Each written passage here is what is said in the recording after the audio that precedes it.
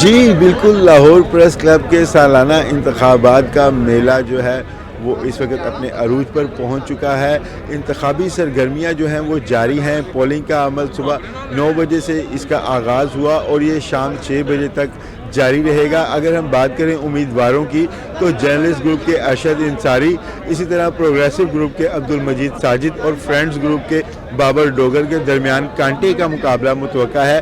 اگر ہم بات کریں سیکٹری کی نشست پر تو زاہد چودھری، زاہد عابد اور اسی طرح اگر ہم بات کریں تو ان کے درمیان کانٹے کا مقابلہ ہوگا، اور ایک تیسرے امیدوار ہیں رائے حسنین طاہر، وہ بھی اس وقت میدان میں موجود ہیں۔